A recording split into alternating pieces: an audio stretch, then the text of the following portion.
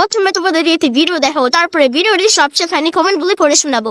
সুমির তো শরীর খারাপ, তোমরা এতদিনে সবাই হয়তো জেনে গেছো। এবার হয়তো অনেকেই ভাববে আমি কেন সুমিকে রেখে একা একা মেলায় গেলাম। আজকে তোমাদের ছোট্ট একটা কাহিনী বলবো, যেটা তোমাদের আগে কখনো শেয়ার করিনি। সুমির বাড়িতে ছোট্ট একটা কুকুরের বাচ্চা ছিল। কিছুদিন আগে সেই বাচ্চাটাকে বাড়ির পাশের একজনা বিষ খাইয়ে দেয়। সেই সময় তো সুমির বাড়ির সবারই অবস্থা খুবই খারাপ হয়ে গেছিল। আর এই ঘটনাটা ঘটেছিল সুমির শরীর খারাপের কয়েকদিন আগে। মানুষ কিভাবে যে এতটা নিষ্ঠুর হতে পারে সেটা আমার আগে জানা ছিল না। অবশ্য এখন দেখতে দেখতে সেটা আমার অভ্যাস হয়ে গেছে। আর সুমির অনেক দিনের ইচ্ছা ও একটা কুকুরের বাচ্চা নেবে, কিন্তু এখন রীতিমতন ও পুরো ভয় পেয়ে আছে। কিন্তু যেহেতু সুমির শরীরটা এখন একটু খারাপ, তার জন্য ভাবলাম ওকে একটা ছোট্ট কুকুর নিয়ে সারপ্রাইজ দিই। এমনিতেও এখন ডেলি সকালে আমি সুমির সঙ্গে দেখা করতে যাই, আমারও মন ভালো লাগে আর ওরও মনটা অনেক ভালো হয়ে যায়। আর আমি জানতাম যে আজকের গিফটটা পেয়ে সুমি অনেকটাই খুশি হবে, আর ঠিক তেমনটাই হলো। তোমরাও রিয়াকশনটা দেখে একদম বুঝতেই পারলে। ওর বাড়িতে যে কুকুরটা ছিল তার নাম ছিল জ্যাম্বো, তাই সুমি ভালোবেসে এই কুকুরটার নামও জ্যাম্বো রেখেছে।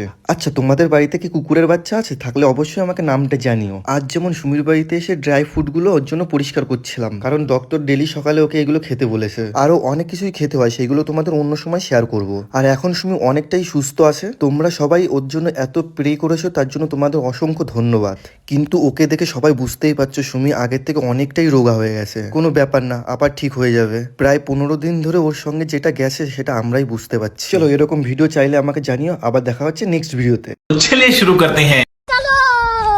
কি রে ভাই, তুই থাকতে কুকুরের বাবা বোঝে কিভাবে? বুঝলাম না। জানি না।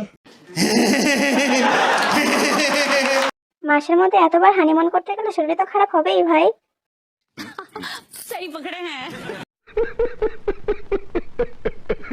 একটা ভেড়ার বাচ্চা আছে সুমির বাড়িতে।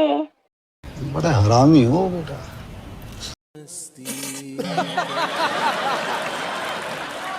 কর্ম যেরকম করবে সেরকম ফল তো পাবেই। কথা কি ক্লিয়ার না ভেজাল আছে?